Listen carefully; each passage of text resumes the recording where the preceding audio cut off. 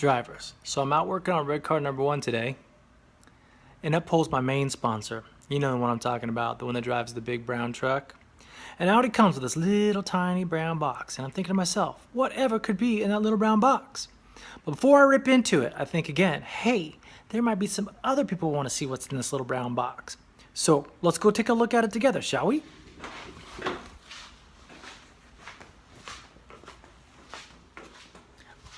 All right, now full disclosure, I did slice it already open because me and that and one hand equals 0 fingers. But the rest of it, I've not pulled out yet. So let's take a look. Aha! Moreno Motorsports. Some of you figured this out already. That's good. So, the obligatory I'm sponsored but not really sticker. Some packing. Ooh, that's nice. Look at that. So that is milled. Probably a spherical or pin bearing. Yes, needle bearings inside. So 1 per side, I presume. Those are heavy duty. Those feel nice. Those are not stamped steel. That's pretty bitchin'. Some bolts, misalignment spacers or something like that. The business card for when you screw up the install and you call them up and say, hey, your product didn't fit right, man. I don't get it. And then let's move this out. Oh, stop. Important. Don't skip this step. All right, let's skip that. Okay. Oh, and there she be. There lies the passenger side of one Castor Camber plate to provide some much needed adjustability for the front of the Camaro. Let's take a look and see what the other one looks like. Driver's side, nice that it's marked because I would probably mess that thing up, no doubt. I should probably stamp it on there too. Anyway, that's heavy duty. Some nice milled aluminum. It's got the hash marks on it for the adjustment, so you can match it up with the other side. That's pretty slick. Big old spherical bearing inside. Man, that is nice. That's heavy duty. That's an impressive piece right there. And shiny to boot. So anyway, there you have it. So this should provide some much needed further adjustment for that front end, where I could run a max of barely -2 camber. Yeah, let's get rid of these here.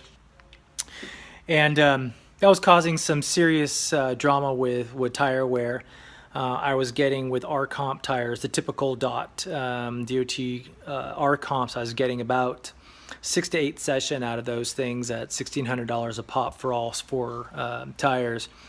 And then if you throw the Hoosiers on there, the R7s got me about 6 sessions, and then I tried the A's at -2 camber, neutral toe, and that thing was wearing out in 3 sessions, I believe. I corded the outside of both, well, actually more the right front tire on a counterclockwise track.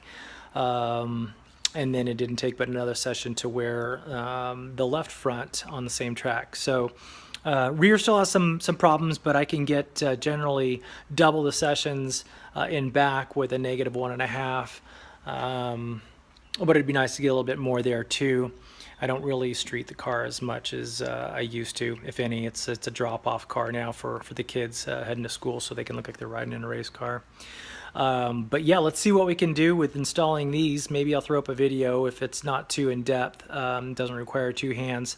If nothing else, I'll throw some pictures up with a little bit of a write-up on maybe Camaro 6 or something. But yeah, this should improve greatly the major drama of wearing tires out. And I will tell you that tire situation has made this car just about undrivable.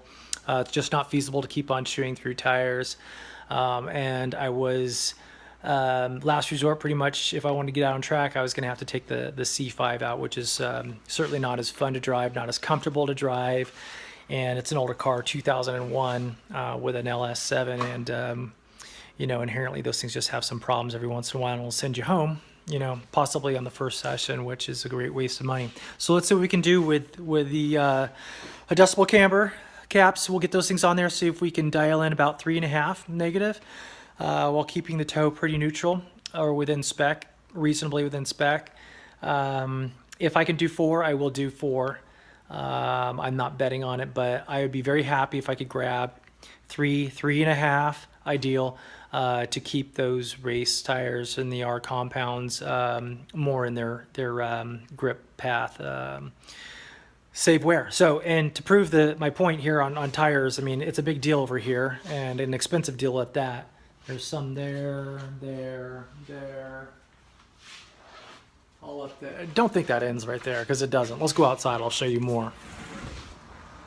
Yeah, that's more. So as you can see, tires is a big deal. So I think we're gonna get this thing all remedied. I'm gonna try to install this thing tonight, and I've got an appointment for the alignment tomorrow. So if everything goes well, I'll have something up on Camaro 6 with the results of it. If not, a few pictures, or maybe a link to the install. Again, it doesn't look too in-depth, but I noticed there was no instructions in the box, so I'm thinking that's going to be a downloaded thing.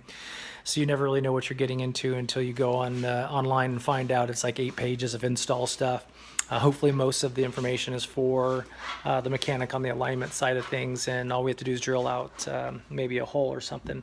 So thanks for watching, appreciate it, and good luck with your cars. Hope you guys got some new product like this coming your way to help you out with the front end and the wear on your tires.